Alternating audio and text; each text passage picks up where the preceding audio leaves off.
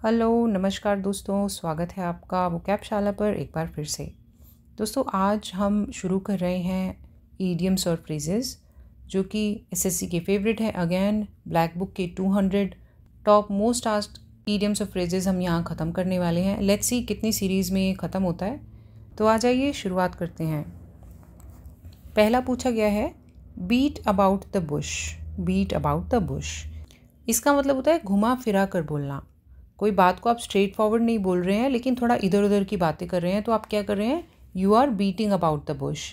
About की जगह कभी कभी अराउंड भी होता है, तो कंफ्यूज नहीं होना।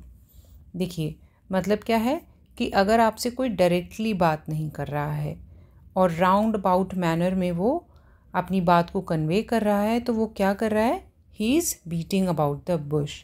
It's like staying or delaying a conversation instead of getting to the point. Point पर आने की जगह क्या कर रहे हैं आप, कॉन्वर्जेशन में डिले कर रहे हैं, देरी कर रहे हैं। एग्जाम्पल देखिए, stop beating about the bush and just tell me what you want. तो वही है कि घुमा फिरा कर बात मत करो, सीधा बताओ कि तुम क्या चाहते हो। आगे आ जाइए, ये वाला इंटरेस्टिंग है, spill the beans. Spill the means होता है अनजाने में भेद खोल देना। कुछ इस तरह है कि कोई बैग है जिसके अंदर बीन्स थे और वो खुल गया है और बीन्स बिखर गए हैं। आपने छुपा कर उन बीन्स को रखा था, तो भेद खुल जाए अगर गलती से, तो उसे कहा जाता है spill the beans. Spill the beans is an idiomatic expression that means to reveal secret और डिस्क्लोज नॉन कॉन्फिडेंशियल इंफॉर्मेशन। अच्छा, इसका इस्तेमाल तब होता है जब कोई इंटेंशनली ऐसा करता है, मतलब जानबूझकर आपकी इन्फॉर्मेशन को स्पिल कर देता है, जिसे प्राइवेट होना चाहिए था उस बात को फैला देता है, तो उसे कहा जाता है स्पिल द बीन्स। एग्जाम्पल देखिए, I can't keep this a secret any longer, I need to spill the beans about what really happened. यहाँ थोड़ा सा मेरे टेक्स्ट में गड़बड़ है, so pardon me for that. आ जाइए अगले पे, cost an arm and a leg. भाई कोई ऐसी वस्तु जिसके लिए आपको अपने हाथ और पैर कटवाने पड़ जाएं, तो वो कितनी महंगी होगी। तो ये सिर्फ कहावत है। बहुत महंगा पड़ना, अगर कोई चीज़ आपको बहुत महंगी पड़ गई है, बिल देखकर आपको चक्कर आ गया है, that thing would have cost you N arm and a leg. ये जो फ्रेज़ है ये कुछ बहुत महंगी चीज़ के लिए इस्तेमाल होता है। It is a figurative way of saying something is extremely costly. जैसे मैंने कहा कि लिटरली नहीं लेना है, ये सिर्फ फिगरेटिव वे है ये बताने का कि चीज़ बहुत महंगी पड़ गई। एग्जाम्पल देखिए, the designer hand bag she wanted cost an arm and a leg but she was willing to splurge on it. वह फिर भी उसे खरीदना चाहती थी। आगे आ जाइए, अगला है once in a blue moon. ये बिल्कुल ऐसे ही है, ईद के चांद जैसा होना, मतलब कि बहुत दिन में नज़र आए अगर कोई, तो आप कहेंगे कि भाई तुम तो once in a blue moon जैसे हो गए हो, ईद का चांद हो गए हो। अब ये ब्लू मून क्या है, नीले रंग का होता है क्या चांद? नहीं, इसका रंग से कोई लेना देना नहीं है। हालांकि अगर आप थोड़ा बहुत साइंस इसका देखेंगे उठा करके, तो बस नाम दे दिया है इसको ब्लू मून, और काफ़ी टेक्निकलिटी है इसके अंदर और जिस पे हमें बात नहीं करनी है। आ जाइए देखते हैं, once in a blue moon means something that happens very rarely, बहुत रेयर होता है, वेरी इनफ्रीक्वेंटली, जल्दी जल्दी से नहीं होता है। Just like how a blue moon is rare occurrence, this phrase is use to describe something that doesn't happen often. ऐसी कोई चीज़ जो ऑफन यानी बार बार नहीं होती है, उसके लिए यह ईडियम यूज़ होता है। एग्जाम्पल देखिए, I only see my old college friends once in a blue moon as we lead busy lives. ये बात तो सभी के लिए सच है कि आपके पुराने जो दोस्त होते हैं वो आपके लिए once in a blue moon आपको नज़र आते हैं, क्योंकि सभी की ज़िंदगी काफ़ी बिजी हो चुकी हैं। नेक्स्ट देखिए, फेस द म्यूज़िक। ये बड़ा मज़ेदार है, किए का परिणाम भुगतना। जैसे मान लीजिए आपकी मम्मी ने कहा कि आपको अपना कमरा साफ़ करना है और आपने नहीं किया है। अगली सुबह जब आप उठेंगे, you will have to face the music. आप बहुत बेहतर तरीके से समझ गए होंगे, आपको डांट पड़ेगी, यानी कि परिणाम भुगतना होगा। This phrase means to accept the consequences of one's action or to deal with a difficult or unpleasant situation. Example देखिए, it's time to face the music and accept the consequences of our actions. बिल्कुल ही साधारण सी बात थी ना, समय हो गया है कि हमें परिणाम भुगतना पड़ेगा और एक्सेप्ट करने होंगे हमारा जो भी एक्शन था उसका जो परिणाम आया है, कंसीक्वेंस आए हैं। अगला देख लीजिए, 7वां है ये, अ बोल्ट फ्रॉम द ब्लू। कोई ऐसी चीज़ जो अचानक से हो गई, आकस्मिक घटना है जिसने आपको शॉक कर दिया है या सरप्राइज कर दिया है, ऐसी घटना को कहा जाता है a bolt from the blue. Something unexpected और सरप्राइजिंग हैज़ हैपेंड। पहले वार्निंग नहीं मिली थी और हो गया है। It's like being caught off guard by something you never saw coming. Caught off guard का मतलब होता है वही अचानक से कोई चीज़ आपको आकर के पकड़ ले। फिगरेटिवली बोला गया है, पकड़ ले माने आपके सामने वो आ जाए, कुछ ऐसा हो जाए। एग्जाम्पल देखिए, I never expected to win the lottery but receiving that cheque in my mail was truly a bolt from the blue. मान लीजिए आपके पास पैसे की तंगी है, आपने एक लॉटरी का टिकट खरीद लिया है और आपको एक्सपेक्टेशन नहीं है कि वो किस्मत आपकी खुलेगी, लेकिन आपके पास मेल आया कि आप जीत गए हैं, तो वो क्या होगा? वो आपके लिए बोल्ट फ्रॉम द ब्लू होगा, है ना जी। आगे आ जाइए, अगला है बरी द हैशेट। बरी द हैशेट, झगड़ा खत्म करना। हैशेट होती है कुल्हाड़ी, जो यहाँ पिक्चर में नज़र आ रही है। कुल्हाड़ी को अगर कोई बरी कर रहा है यानी कि वो और लड़ाई नहीं चाहता है। बरी करना यानी दबाना। देखिए, bury the hatchet is an idiom that means to make peace or end conflict with somebody. Conflict होता है लड़ाई झगड़ा, यहाँ पे एफ मिसिंग है। तो अगर शांति आप बना के रखना चाहते हैं, आप अपनी लड़ाई को ख़त्म कर रहे हैं, तो बरी द हैशेट का इस्तेमाल करेंगे। ये पूरी गाथा पढ़ने की ज़रूरत नहीं है, आगे आ जाइए। After years of feuding they finally decided to bury the hatchet and make amends. देखिए, इसमें ना 3 ही बातें आ गई हैं एक एग्जाम्पल में, बड़ा ही खूबसूरत सा एग्जाम्पल है। फ्यूडिंग होता है आपस में अगर कोई दुश्मनी है, कोई लड़ाई झगड़ा है, वो आफ्टर ईयर्स ऑफ फ्यूडिंग, लड़ाई झगड़े के काफ़ी समय बाद, काफ़ी सालों बाद फाइनली उन्होंने क्या निर्णय लिया? टू बरी द हैशेट, कि अब वो और लड़ाई नहीं करेंगे। और मेक अमेंड्स मतलब कि आपस में कुछ चेंजेस कर लेंगे भाई, कि अब ऐसे ऐसे रहेंगे हम, है ना, पीसफुली रहेंगे। आगे आ जाइए, अगला बोला गया है at the 11th hour. At the 11th hour, आखिरी मौके पर। अब समय बीत गया है, कल आपका एग्ज़ाम है, आपने तो वोकैबलरी पढ़ी नहीं, तो आप इस वीडियो को प्ले करेंगे या जो मास्टर क्लासेस हैं उनको प्ले करेंगे और एक रात में सारी वोकैबलरी लर्न करने की कोशिश करेंगे। तो वो क्या है? एट द 11th आवर आप कुछ लर्न कर रहे हैं जो आपको नहीं करना है। It's not good for you. Exam से एक दिन पहले तो सोना है आराम से।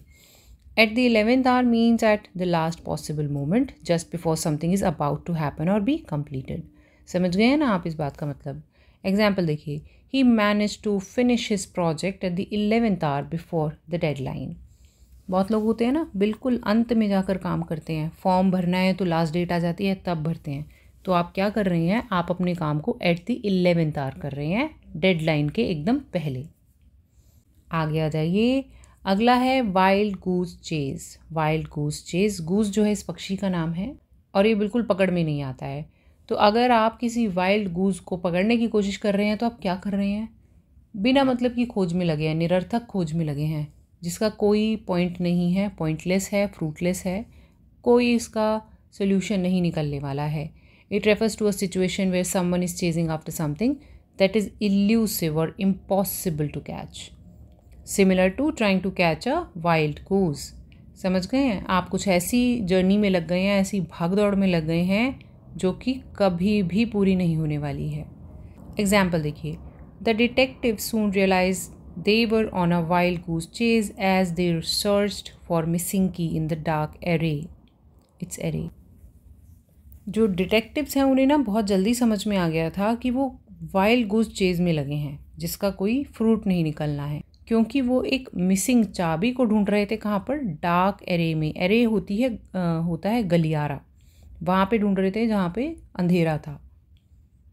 आगे आ जाइए, ये देखिए, बहुत से लोग देखे होंगे आपने इसे, जो अपना बिगुल खुद बजाते हैं। ब्लो वंस ओन ट्रम्पेट, अपना बिगुल खुद बजाना यानी अपने मुंह मियाँ मिट्ठू बनना। बहुत सुना होगा हिंदी वाला तो आपने।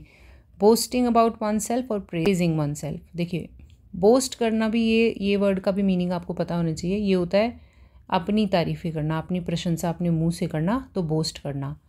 खुद को ही प्रेज करते रहना, तो ऐसा कोई करता है तो वो अच्छा लगता है क्या?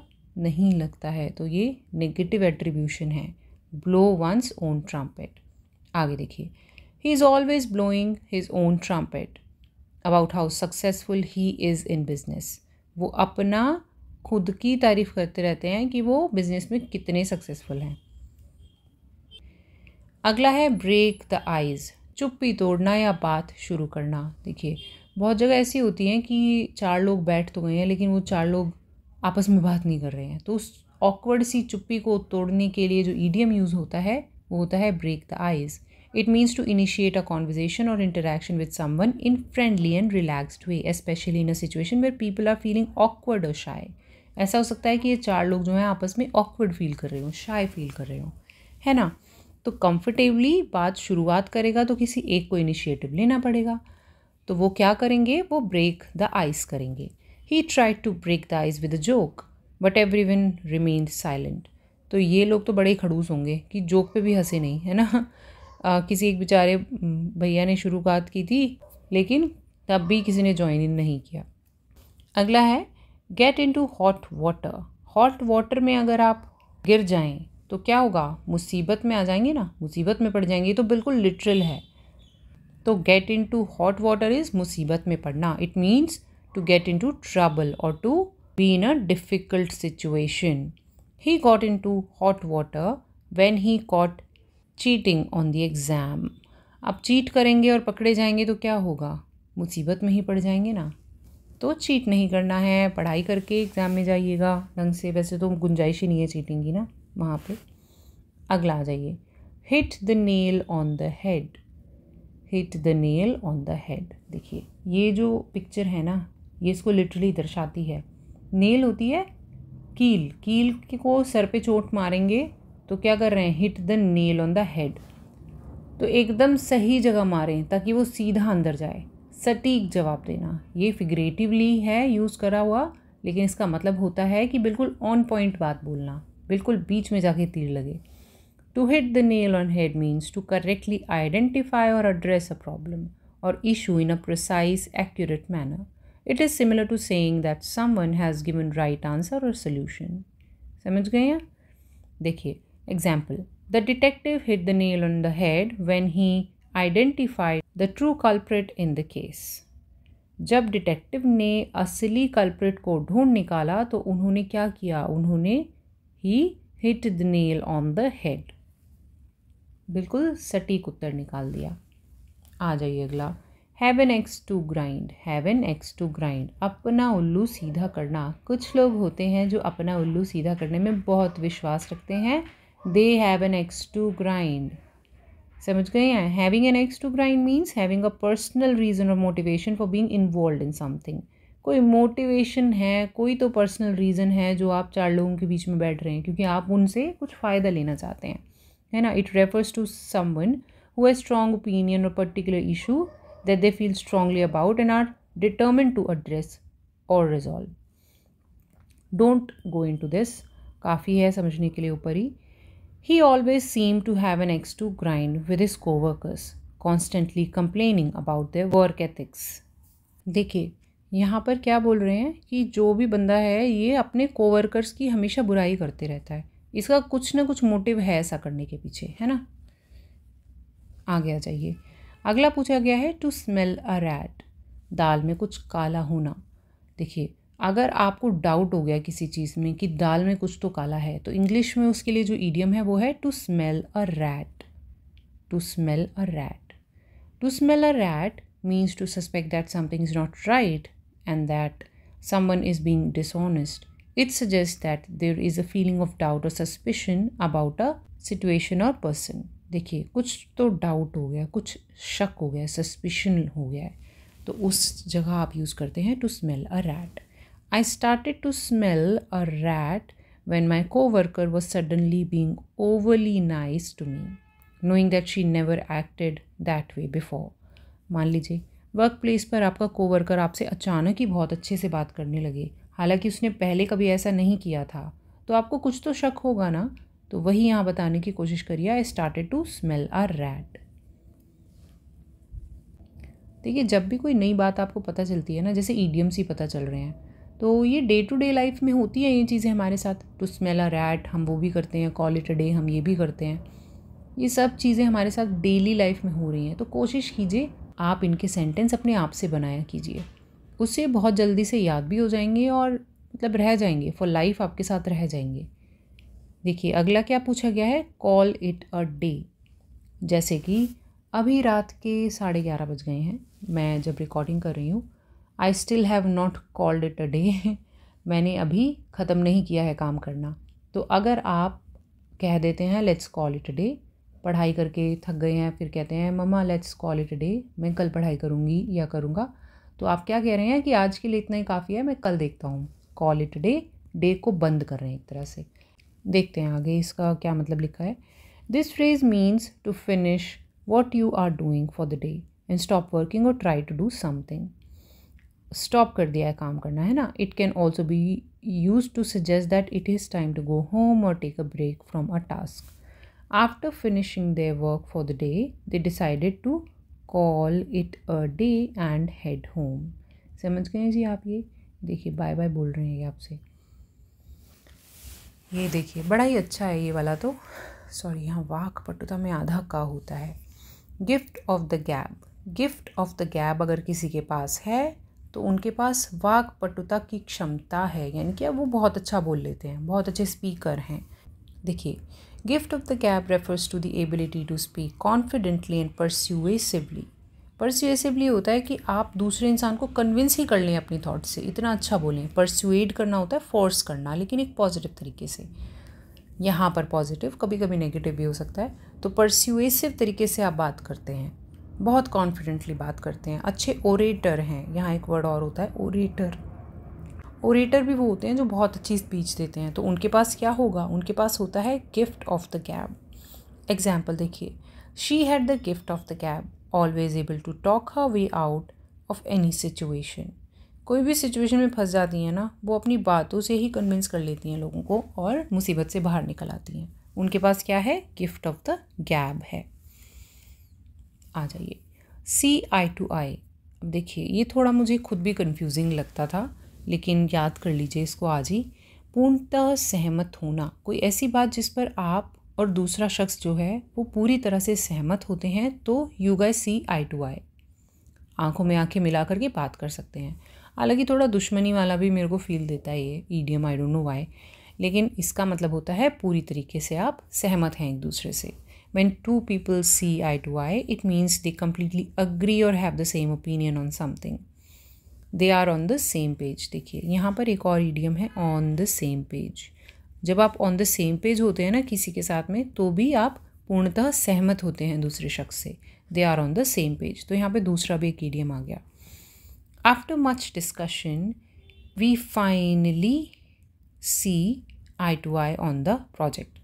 Actually मैंने जिस ऐप में ये सब कुछ एडिटिंग की है ना, तो वो ट्रांसफ़र के चक्कर में बहुत सारे टेक्स्ट को इसने मिस कर दिया है, जो मैंने बहुत जगह फिल भी कर दिया, लेकिन कुछ चीज़ें मुझसे रह गई हैं।